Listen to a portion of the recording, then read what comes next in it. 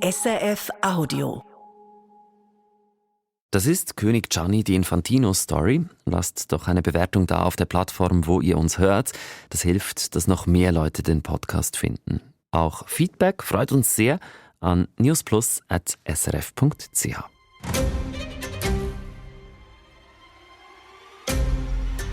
Gianni Infantino steht auf der Bühne. Er applaudiert für US-Präsident Donald Trump.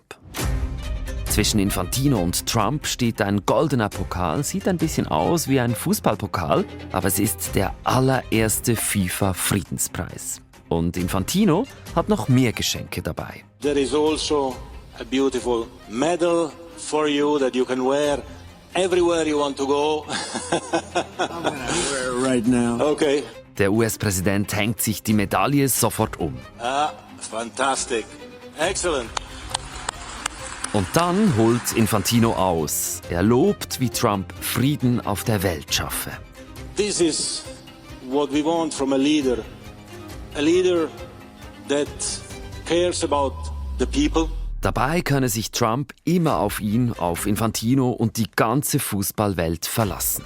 You can always count, Mr. President, on my support, on the support of the entire football community to help you make peace and make the world prosper all over the world. Thank you very much. This is truly one of the great honors of my life. Da haben sich zwei gefunden. I have a great relationship with President Trump, who I consider really a close friend. Gianni und Donald, die FIFA und die USA, Fußball und Politik.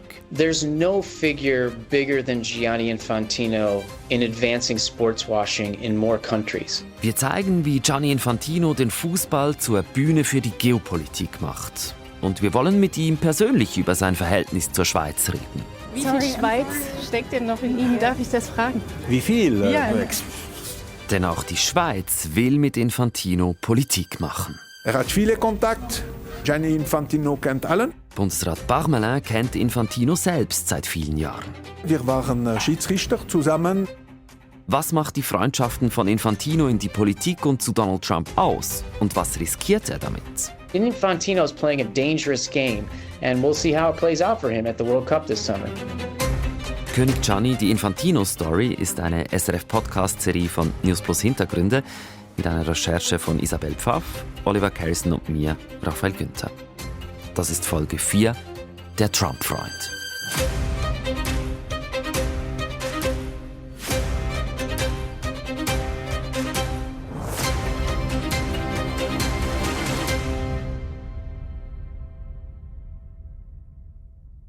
Ich habe den Eindruck, kaum jemand geht so oft im Weißen Haus ein und aus wie Gianni Infantino, zumindest sicher kein Schweizer. Infantino has been in the White House more than any other elected official across the entire world. Auch Jules Boykoff fällt das auf, wie oft Gianni Infantino den US-Präsidenten in Washington besucht. I mean, he's been in the White House so much that they could legitimately start charging the guy rent. Infantino sei so oft im Weißen Haus, eigentlich könnte man Miete von ihm verlangen, sagt Jules Boykoff mit einem Augenzwinkern. Boykoff setzt sich intensiv mit den Verstrickungen von Fußball und Politik auseinander. I teach political science in the United States at Pacific University. Er arbeitet als Politikwissenschaftler im US-Bundesstaat Oregon, hat ein Buch über die WM 2026 geschrieben, es heißt Red Card. Und er war selber Fußballprofi. So I care about soccer, I care about sports, and I understand their power, and I think that's important to know about me from the outset.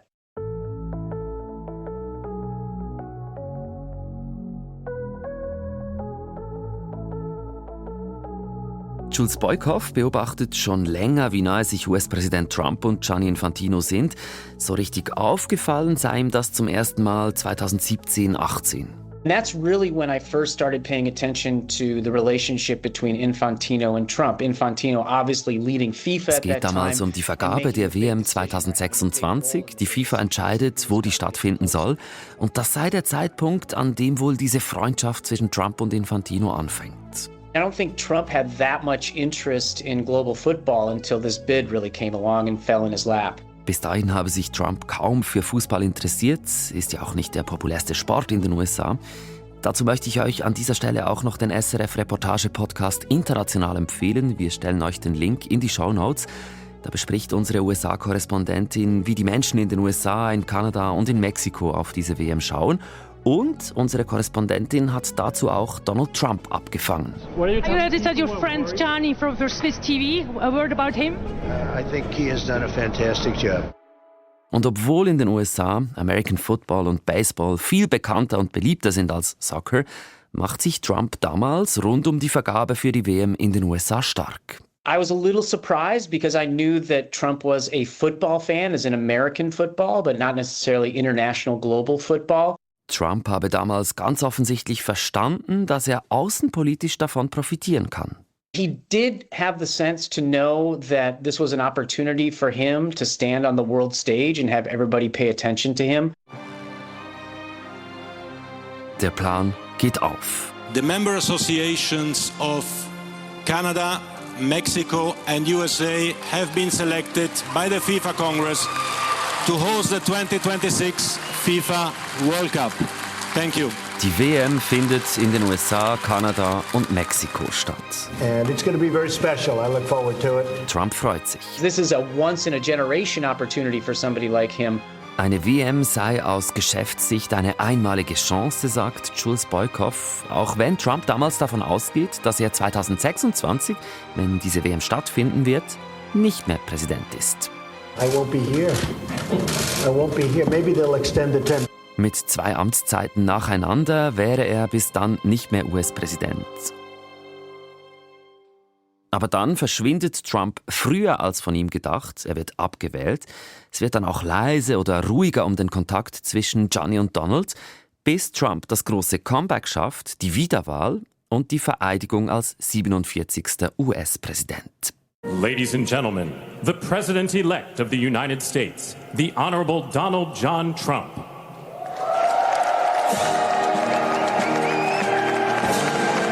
Da ist Gianni Infantino wieder ganz vorne mit dabei bei der Vereidigung der Inauguration. It was an incredible scene. Infantino sitzt da mitten unter den ganz Mächtigen.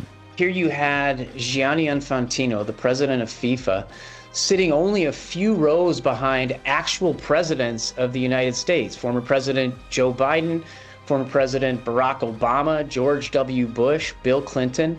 I mean, he is right there in the nexus of political power in the United States. Die Ex-Präsidenten sind dabei, als Donald Trump zum 2. Mal vereidigt wird. Und Infantino will den Moment offensichtlich festhalten. Er hält sein Smartphone hoch. You know, filming it because Gianni Infantino puts everything on Instagram to make sure the entire world knows.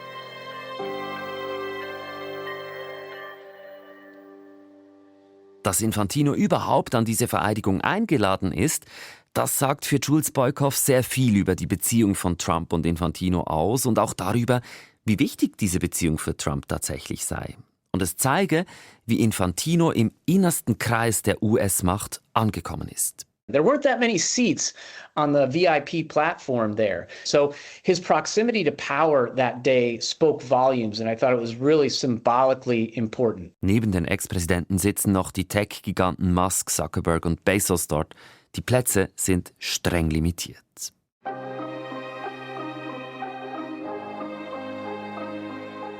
Kaum ist Trump wieder im Amt, treten er und Infantino immer wieder zusammen auf. I just want to introduce a friend of mine. Johnny, thank you very much. The head of FIFA is here. I'm really lucky. I have a great relationship with President Trump, who I consider really a close friend. A great leader in sports and a great gentleman. Thank you very much, John. This is something that I really admire. He does things. He does what he says. He says what he thinks. He says actually what many people think as well, but maybe don't dare to say, and that's why he's so successful. Right. Gianni Infantino, FIFA, where's Johnny? Whoa, Johnny, my boy. Wie gut sich Trump und Infantino abseits der Bühne verstehen, das wissen wir nicht. Für Jules Boykoff spielt das auch gar nicht so eine Rolle. They're definitely friendly. They have a mutually beneficial relationship. Die beiden verbinde eine Beziehung, von der beide profitieren können. You could say it's a symbiotic relationship where each of them make the other one look more important in front of powerful people. Infantino ist nicht nur auf dem Weißen Haus zu Gast, er bezieht mit der FIFA auch ein Büro im Trump Tower in New York. Und kurz darauf bekommt es die Schweiz mit der Wut des US-Präsidenten zu tun. We put a tariff on Switzerland and all hell broke loose. 39% Zölle soll es geben. Da sagen einige in der Schweiz, jetzt könne uns eigentlich nur noch einer unterstützen. Der Mensch in der Schweiz, der den besten Zugang zum amerikanischen Präsidenten hat, den direkten Schlüssel fasst zum Oval Office. Dieser Mann heißt Infantino, Gianni Infantino. Er wäre der Richtige jetzt, um der Schweiz zu helfen. SVP-Nationalrat Roland Rino Büchel fordert, dass die Schweiz Infantino im Zollstreit um Hilfe bittet. Büchel hat selbst eine Zeit lang im FIFA-Marketing gearbeitet. Ohne Infantino geht es wahrscheinlich nicht. Mit Infantino besteht eine Möglichkeit, dass es geht. Also jetzt top, Bundesrat, mach vorwärts. Es kommt dann auch zu einem Treffen zwischen Infantino und dem Wirtschaftsminister im Bundeshaus. Das Departement von Guy Parmelin bestätigt das Treffen, sagt aber nichts dazu, was besprochen wurde. Ich wollte es dann aber doch noch genauer wissen und habe versucht, mit Guy Parmelin direkt zu sprechen. Und er hat sich Zeit genommen für dich. Das ist Isabel Pfaff, die für den Podcast recherchiert hat. Ja, er war sehr offen dafür, über Infantino zu reden. Er sagte auch gleich zu Beginn, er kenne ihn seit langem. Wir waren Schiedsrichter zusammen. Er wohnte in meiner Gegend, in Trelle. Und wir haben immer Kontakt gehabt. Und im ganzen Zollstreit, da habe er Infantino um eine Einschätzung gebeten, zum Beispiel am Rande des WEF. Weil er sehr gut kennt natürlich das US-Präsident. Nur zu spüren, wie siehst du das, wie schätzt du diese Situation, nur solche Sachen. Parmelin findet auch, dass Infantino ein guter Botschafter für die Schweiz sei. Man unterschätzt, FIFA-Chef kennt viele Staatschefs, Regierungschefs. Er hat viele Kontakte. Und Gianni Infantino kennt allen. Er ist sehr geschätzt. Ich weiß, dass in der Schweiz manchmal FIFA bekommt gewisse Kritik, aber man unterschätzt im Ausland. FIFA ist sehr geschätzt. Ja, und gleichzeitig hat die FIFA ja ihren Hauptsitz in der Schweiz, in Zürich. Aber diese Beziehung zwischen der Schweiz und der FIFA, die ist kompliziert. Einerseits begrüßt die offizielle Schweiz ja, dass die großen Sportverbände hier sind. Das bringt Prestige, das holt Prominenz ins Land und ein bisschen was verdienen tut man dabei auch. Die FIFA bezahlt als Verein zwar nur einen reduzierten Steuersatz, aber die FIFA-Leute müssen Steuern bezahlen und Hotels und Gastro profitieren zum Beispiel von den Gästen. Es geht also um Geld und auch um Prestige. Auf der anderen Seite haben wir ja auch schon von den vielen Skandalen gehört, von den Ermittlungen. Ich habe schon den Eindruck, dass sehr viele in der Schweiz die FIFA kritisch sehen. Aber als der Weltverband vor kurzem seine Statuten geändert hat und seither ein FIFA-Wegzug aus Zürich möglich ist, gab es trotzdem einen ziemlichen Aufschrei in der Schweiz. Zum Beispiel der Schweizerische Fußballverband sagte, ein Wegzug würde dem Ansehen der Schweiz schaden. Und auch Stimmen aus der Politik haben das so gesagt. Gleichzeitig gibt es andere Stimmen in der Politik, die sagen, die FIFA sei heute nicht mehr das, was man unter einem Verein versteht. Sie müsse deshalb stärker besteuert werden. Und bis hinauf in den Bundesrat ist man sich nicht wirklich einig, ob Infantino der Schweiz nützt oder schadet. Es kann auch zu einer Belastung werden. Mir dunkt, muss auch irgendwo auch als internationaler Verband probieren, gewisse Werte aufrechtzuerhalten. Es ist im Moment, das ist mein Eindruck, zu viel Geld im Fußball. Das hat Bundesrat Beat Jans so bei unseren Kollegen von Sikora Gisela gesagt. Ich verlinke euch den SRF-Fußball-Podcast in den Shownotes. Jans, der SP-Bundesrat, sieht Infantino und die FIFA also kritischer als SVP-Bundesrat Parmelin. Ja, die Schweiz und besonders die Politik, die scheinen da sehr gespalten. Und auch deshalb habe ich mich immer wieder gefragt, während der Recherche, wie viel Schweiz eigentlich noch in Infantino steckt. Wir hätten ihn ja selber gerne ganz viele Dinge gefragt, aber die FIFA hat uns immer nur vertröstet. Zu einem richtigen Interview kam es nicht. Du hattest dann aber doch noch eine Idee, wie wir vielleicht an ihn rankommen. Ja, das WEF in Davos. Das stand dieses Jahr ganz im Zeichen von Donald Trump. Und ja, wenn Trump da ist, dann ist Infantino in der Regel nicht weit. Das haben wir ja gehört. Ich war dann auf einer WEF-Veranstaltung der FIFA mit Infantino. Das war eine Art Kick-Off der WM. Und da waren alle sehr freundlich und offen und auch nahe Mitarbeiterinnen und Mitarbeiter von Infantino haben mir ihre Visitenkarten gegeben. Aber du warst ja nicht für Visitenkarten da, sondern eben um mit Gianni Infantino direkt zu reden. Das schien erst ziemlich aussichtslos. Infantino gibt ja kaum Interviews, aber plötzlich stand er direkt neben mir. Herr Infantino, hallo. Ich bin am Schweizer Radio. Darf ich Ihnen eine Frage stellen? Ich muss leider... Wie viel Schweiz steckt denn noch in Ihnen? Darf ich das fragen? Wie viel? Ja. Die ganze Schweiz steckt in mir. Und ist diese WM jetzt eigentlich der Höhepunkt Ihres Schaffens? Bis zum nächsten Jahr. Knapp 20 Sekunden Zeit hat sich Infantino für dich und für diesen Podcast genommen. Und es hat wirklich viel Bitti-Batti gebraucht, damit es dann geklappt hat. Es war wirklich eine magere Ausbeute. Aber Infantino war ganz locker, freundlich. Das hat mich ein bisschen an die Schilderungen seiner Freunde von früher erinnert. Und auf dem Panel war dann die Welt, also die Fußballwelt, auch völlig in Ordnung. Im Saal hat ein WM-Ball die Runde gemacht, da haben dann alle Selfies damit gemacht. Ehemalige Fußballstars traten auf. Aber eben, ganz normale Interviews mit kritischen Fragen, das gibt's bei Infantino nur noch ganz selten. Man merkt, das interessiert ihn wenig, das braucht er auch gar nicht. Er hat ganz andere Prioritäten. If we truly want to unite the world, we need peace. Of course. Infantino will sich für Frieden einsetzen. We need to help. We need to do something. Everyone has to support peace. Im Herbst 2025 findet in Ägypten ein Friedensgipfel zum Gaza-Konflikt statt, organisiert vom ägyptischen Präsidenten und von Donald Trump. We have peace in the Middle East, and it's a very simple expression, peace in the Middle East. Der Emir von Katar ist da, Recep Tayyip Erdogan, Emmanuel Macron und Giorgia Meloni, Staats- und Regierungschefs und Chefinnen aus aller Welt sind angereist und Gianni Infantino. To support, to help, to assist. Infantino sagt dort zum Beispiel, die FIFA wolle im Gazastreifen Fußballanlagen aufbauen. Und kurz darauf, Anfang Dezember 2025, vergibt Infantino in Washington den allerersten FIFA-Friedenspreis. Mr. Donald J. Trump, please. Dieser Preis geht an Infantinos Freund, den US-Präsidenten. When you looked around that room that day, you saw very well-known actors. You saw very well-known supermodels emceeing the event. Ganz viele VIPs sind an diesem Tag dabei, Models, Sängerinnen, Sportstars. Eigentlich werden die Gruppen für die WM ausgelost, aber es geht eben auch noch um den sogenannten Friedenspreis. Es ist nicht klar, wer eigentlich entscheidet, an wen der Preis geht und welche Kriterien gelten. This is the certificate. It's yours. Well, thank you very much. This is truly one of the great honors of my life. Der US-Präsident bedankt sich, nachdem er sich selbst die Friedensmedaille umgehängt hat. Und dann setzt er an zur Lobeshymne auf Infantino. It's such an honor to be with Gianni. I've known Gianni for so long. He's done such an incredible job. Der Friedenspreis sorgt für große Empörung rund um den Globus. Viele fragen sich, warum ausgerechnet Trump diesen Preis kriegen soll, der doch anderen auch droht. Wir haben bei der FIFA nachgefragt, was sie dazu sagt, warum ausgerechnet Trump den Preis gekriegt hat.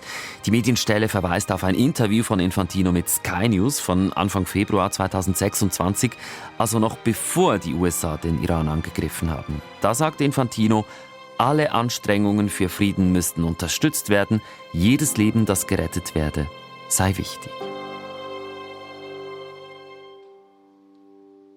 Trump und Infantino würden vor dieser WM geradezu zu einer gemeinsamen Macht verschmelzen, sich gegenseitig wichtig aussehen lassen, sagt der Politikwissenschaftler Jules Boykoff. Creating spectacles and looking important for everybody on the global stage. Und weil hier Fußball und Politik, Sport und Politik verschmelzen würden, redet Jules Boykoff auch von Sportswashing. Sportswashing is when political leaders use sports to deflect attention from human rights problems at home and focus attention instead on national prestige. Mit Sportswashing würden Politikerinnen und Politiker versuchen, zum Beispiel von Menschenrechtsverletzungen abzulenken und stattdessen das Ansehen des Landes zu stärken. And the World Cup has been one of the primary spaces of sportswashing. Die Fußball-WM bietet sich für Sportswashing besonders an.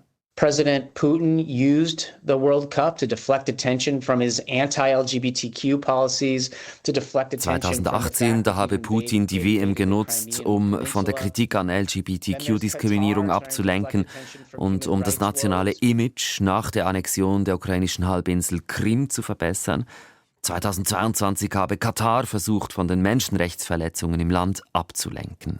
For a long time, people would say that sports washing was just something that happened in countries like Russia or Qatar. Jules Boykoff sagt, dass Sportswashing nicht nur in Russland oder in Katar möglich sei, wie das viele lange geglaubt hätten.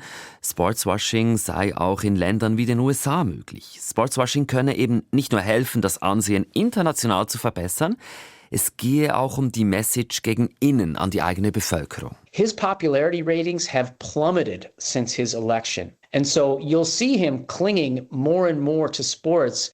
Trump wolle mit Sportevents wie der WM etwas gegen die schlechten Beliebtheitswerte tun.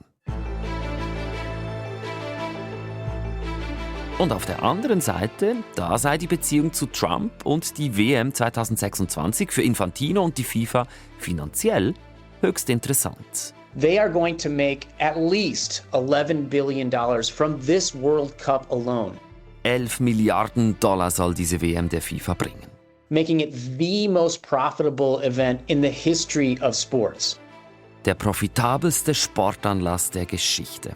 Auch darum, weil es mit mehr Ländern, die antreten, mehr Spiele gibt, mehr TV-Rechte und Tickets verkauft werden können und weil die Tickets so teuer sind, dass gleich mehrere Fanorganisationen dagegen Beschwerde eingereicht haben. Finanziell holt Infantino also einiges raus für die FIFA mit dieser WM, aber er profitiere eben noch mehr. Er gewinne Prestige, wenn er mit Trump bei Friedensgipfeln auftritt und bei Trumps sogenanntem Friedensrat dabei ist. So he gets a little bit of extra shine, which can go even further in terms of his future, whether when he's done with FIFA perhaps. Infantino verspreche sich von Trump wohl zusätzliches Ansehen, das ihm auch nach seiner Zeit als FIFA-Präsident nützen könnte, sagt Jules Boykoff. Aber noch ist Infantino FIFA-Präsident. He's sort of the king of soccer.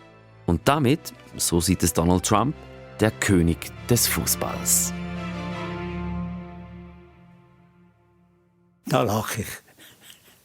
Da lache ich. Wir haben keinen King. Das gibt's nicht. Wir hatten einen King. Das war der Pelé. Aber ein Spieler kann King sein. Aber nicht ein Funktionär kann nicht King sein. Das gibt's nicht. Immer wieder äußert sich Sepp Blatter öffentlich. Manchmal habe ich den Eindruck, er kann fast nicht müde werden, Infantino und die WM 2026 zu kritisieren. Und etwas sagt er auch in unserem Gespräch immer wieder. Ja, ganz konkret stört mich, dass man das FIFA total politisiert hat. You don't hear me say this often, but I actually sort of agree with Sepp Blatter. Fußball sei immer politisch gewesen, sagt Politikwissenschaftler Jules Boykoff. Aber mit Infantino habe das noch zugenommen. I would say that Infantino has embraced politics with more fervor than previous FIFA presidents such as Sepp Blatter. Und das, obwohl die FIFA-Statuten im Grundsatz vorsehen, dass sich die FIFA politisch neutral verhalten soll. Trotzdem politisiere Infantino die FIFA. But that's exactly what Infantino is openly doing. Für Boykoff ist Infantino deshalb nicht der König des Fußballs, sondern der Champion des Sportswashings. There's no figure bigger than Gianni Infantino in advancing sportswashing in more countries. Die FIFA äußert sich uns gegenüber nicht direkt zu Sportswashing. Sie verweist aber darauf, dass die Gastgeberländer vom FIFA-Kongress in einem strengen und transparenten Verfahren ausgewählt würden. Es gebe auch Evaluationsberichte inklusive Menschenrechtsprüfung. Und die FIFA hält fest, die großen Turniere seien eine Chance, um Wandel anzustoßen und Menschen und Kulturen zusammenzubringen. Jules Boykoff sagt, die FIFA-Verfahren könnten nicht verhindern, dass die Turniere und der Fußball politisch instrumentalisiert werden. Als Beispiel dafür nennt er den FIFA-Friedenspreis. And maybe, just maybe, the World Cup can actually flip in the other direction. With sportswashing, nothing is guaranteed. Gleichzeitig sagt Boykoff aber auch, Sportswashing sei immer ein Risiko für die involvierten politischen Akteure. Es könne auch schief gehen. Wenn die Aufmerksamkeit groß ist, würden auch Missstände in einem Land sichtbarer. Das habe die WM in Katar zum Beispiel gezeigt, wo die Menschenrechtssituation zum ganz großen Thema wurde. Und die Freundschaft zu Trump, die sei auch für den FIFA-Präsidenten ein Risiko. Infantino is playing a dangerous game, and we'll see how it plays out for him at the World Cup this summer. Why is it dangerous? It's a dangerous game because President Trump is impulsive and he could flip on Infantino and all of a sudden start attacking him. We've seen that numerous Trump könnte sich plötzlich gegen Infantino wenden. Das gab es ja schon häufiger, dass Trump seine Freunde fallen ließ. Und das könnte auch Infantino passieren, wenn sich Trump plötzlich unfair behandelt fühlt. Und das alles könnte auch Infantinos Image schaden, meint der Politikwissenschaftler. Trump werde immer unbeliebter in seinem Land, auch international. Und wenn sich Infantino derart an den US-Präsidenten bindet, könnte ihm das längerfristig schaden.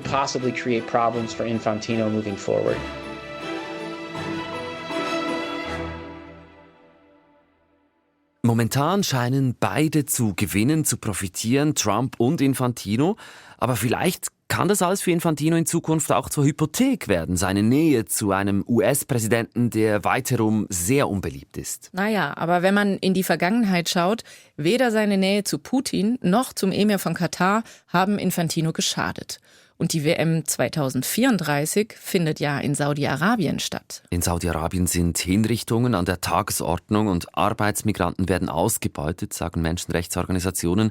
Auch im Fall von Saudi-Arabien gibt es den Vorwurf, das Land betreibe Sportswashing. Aber auch dieses Reputationsrisiko schreckt Infantino offenbar nicht ab. Für ihn ist als FIFA-Präsident in erster Linie entscheidend, dass er weiterhin das Vertrauen der Nationalverbände hat. Dann kann ihn eigentlich niemand vom FIFA-Thron stoßen. Zumindest bis 2031 nicht. Bis dahin darf er laut FIFA-Statuten Präsident bleiben, dann greift eine Amtszeitbeschränkung. Das sind noch einige Jahre und das Vertrauen der Verbände, das hat Infantino offenbar. Es gibt schon auch da immer wieder Kritik, auch öffentliche Kritik, zum Beispiel an der Vergabe des sogenannten Friedenspreises. Aber das sind einzelne Stimmen, vor allem aus Europa. Und Infantino kann mit Zahlen dagegenhalten. Er kann sagen, auch dank mir fließt viel Geld an euch. Das tut es ja auch wirklich. Das Geld, das fließt schon. Ja, die FIFA sagt, die nationalen Verbände würden unter Infantino 8-mal so viel Geld erhalten wie noch unter Blatter. Für die Zeit zwischen 2027 und 2030, also die FIFA rechnet immer in solchen 4-Jahreszyklen, rechnet die FIFA mit Einnahmen von 14 Milliarden $. Das wäre nochmals eine ganze Milliarde mehr als in den letzten 4 Jahren. 4 Jahre, weil alle 4 Jahre eine WM stattfindet. Also finanziell gesehen ist Infantino für die FIFA ein Gewinn. Aber er selbst sagt ja immer wieder, das Wichtigste sei ihm der Sport, der Fußball. Man könnte jetzt sagen, wenn das Geld fließt, dann profitiert ja der Fußball davon. Und das stimmt in gewissen Bereichen sicher auch. Aber dann gibt's zum Beispiel die Club-WM der Männer, die Infantino vorangetrieben hat. Die bringt der FIFA viel Geld. Aber gleichzeitig haben sich Spieler wegen der Mehrbelastung und Verletzungsgefahr beklagt. Und Fans, weil einzelne Clubs davon so stark profitieren, dass das den Wettbewerb in den Ligen verzerrt. Infantino sagt auch immer wieder, dass er sich für den Frauenfußball stark macht. Gleichzeitig gab es Kritik, er sei bei der letzten WM der Frauen viel weniger präsent gewesen als bei großen Männerturnieren. Die FIFA hat das dementiert. Angetreten ist Infantino ja vor allem auch mit dem Versprechen, er räume bei der FIFA auf, werde sich für Transparenz und reformierte Strukturen einsetzen. Auf dem Papier sieht da vieles gut aus. Infantino hat die Kontrollorgane aus Blatters Zeit beibehalten. Er hat sogar ein paar Sachen ergänzt, etwa eine Menschenrechtsrichtlinie. Aber unabhängige Beobachter und Expertinnen, mit denen ich gesprochen habe, sagen, dass diese Strukturen toter Buchstabe seien, also dass sie nicht gelebt würden. Ein Beispiel sei die Ethikkommission, die seit der Absetzung von Joachim Eckert und seinem Team kaum mehr mit hochrangigen Ermittlungen oder Verurteilungen aufgefallen sei. Die FIFA sagt dazu, dass es früher mehr Verfahren gab, hänge vor allem mit dem Korruptionsskandal von 2015 zusammen. Aber heute arbeitet die Ethikkommission transparenter und sie veröffentliche die Begründungen zu ihren Entscheiden. Die Kritik an ihren Kontrollmechanismen weist die FIFA zurück. Sie verweist auf internationale Rankings, in denen sie bei Governance und Integrität weit vorne liegt. Aber der Ruf von Infantino, der ist damit hier bei uns in der Schweiz zumindest nicht besser geworden mit all den Vorfällen, die wir besprochen haben. Ja, man wirft ihm immer wieder vor, dass es ihm nur ums Geld gehe. Und ich habe schon auch den Eindruck, dass sich die FIFA unter Infantino zu einer Art Geldmaschine entwickelt hat, die noch weniger politische oder ethische Skrupel hat als unter Blatter.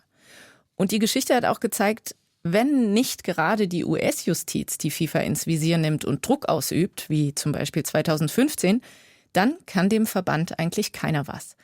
Und so verhält sich Infantino meiner Ansicht nach auch. Auch von den Menschen in Brig und auf dem Fußballplatz dort habe ich immer wieder die Aussage gehört, dass Infantino den Fußball verkaufe. Beim Fußballclub Brig-Glis bezahlt Infantino noch jedes Jahr die Donatorengebühr. Das hat mir der Präsident Daniel Gemmet erzählt. Also eine Art jährliche Spende, zum Beispiel für die Nachwuchsförderung. Aber sonst sei Infantino dort eigentlich inexistent. Der Name ist sicherlich bekannt. Man weiss, er ist einer von Brig-Glis, er war mal im FC Brig, aber so in Erinnerung 1:1 als Mensch hier auf dem Fußballplatz. Dafür war er, glaube ich, zu lange auf Reisen und unterwegs. Die jungen Fußballer, die ich in Brig antreffe, haben ein schlechtes Bild von Infantino. Ich kann ihn nicht so gerne. Warum nicht? Ich weiß auch nicht, er ist für mich so arrogant, ich weiß auch nicht. Aber wenn sie ihn treffen würden, die Fußballjungs, dann hätten sie schon gerne, dass Infantino sieht, was sie können. Ich würde richtig Gas geben, also immer. Weil auf einmal er gibt mir ein Angebot von Spanien oder so. Nein, wirklich. Was würde er denn schon nehmen, wenn er ein Angebot machen würde? Ja. Ja, das hat Land verändern sie. Diese Entfremdung zwischen dem Wallis und Infantino, die beobachten auch andere. Es gibt kaum noch jemanden, sogar hier in Brig-Glis, was sagt der Gianni Infantino, ist ein guter Präsident.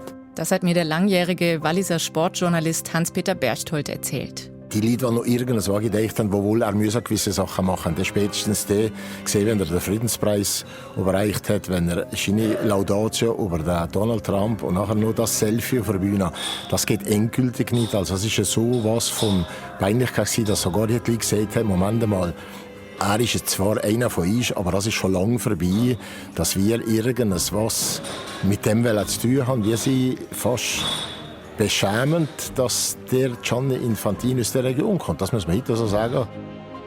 Giannis Freunde sehen das ganz anders. Das ist das, was da sehr viel mitspielt, ist Neid und Missgunst. Sagt der langjährige Freund von Infantino, der ehemalige Bundesliga-Trainer Martin Schmidt. Das erlebt jeder Walliser und Oberwalliser, wenn es ins Ausland geht und ein bisschen Erfolg hat oder mehr Glück hat, als vielleicht jemand anderes, merkt das, wenn er zurück heimkommt, wie verbohrt und tief das Neid und Missgunst hier in der eigenen Heimat und besonders hier euch ist. Und darum hat viel euch mit dem zu tun. Ich kann nur das sagen. Wenn du mit ihm telefonierst oder redest, du hast nie das Gefühl, da sitzt der FIFA-Präsident dir gegenüber. Du hast immer das Gefühl, da sitzt der Gianni, der Brigger, dir gegenüber. Aber manchmal, wenn Martin Schmidt seinen Jugendfreund bei Donald Trump im Oval Office sieht, dann fragt er sich, was Infantino da macht, in diesen Kreisen der Weltpolitik. Ich finde nur das, was er in dem Moment da macht, ein bisschen befremdlich. Aber weiss euch, er macht das aus einem bestimmten Grund. Und er macht das ganz sicher aus einem Grund, der gut für den Fußball ist. Weil ich glaube nicht, dass er da an Schicht denkt. Ich glaube, der braucht weder Medienpräsenz und Geld oder sonst irgendetwas, sondern das macht, bin ich überzeugt, dass er das für den Fußball macht. Viele sehen das anders als der Jugendfreund, zum Beispiel Sepp Blatter. Für ihn hat Infantino den Fußball längst verlassen und ist in die Politik gegangen. Und trotzdem würde er sich gerne mit Gianni treffen.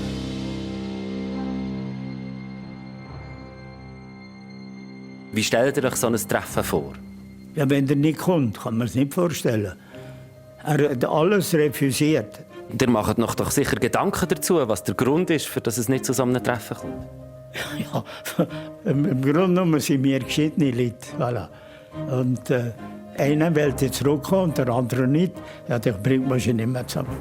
Aber ihr würdet gerne mal wieder ein Glas Weisswein und ein bisschen Trockenfleisch? Nein, also zuerst würden wir mal ein paar klare Worte sagen. Und nachher würden wir den Weisswein trinken, ja.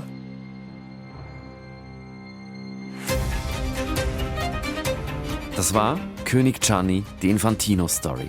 Eine SRF-Podcast-Serie von News Plus Hintergründe. Wenn euch diese Serie gefallen hat, dann empfehlt uns gerne weiter und lasst eine gute Bewertung da. Über Komplimente und auch Kritik freuen wir uns sehr. Gerne direkt an newsplus@srf.ch.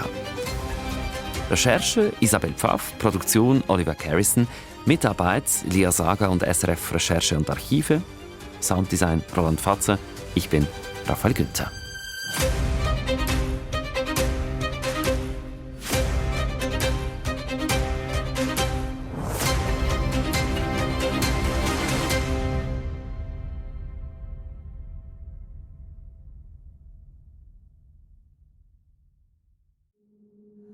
Das war ein Podcast von SRF. Produziert im Auftrag der SRG.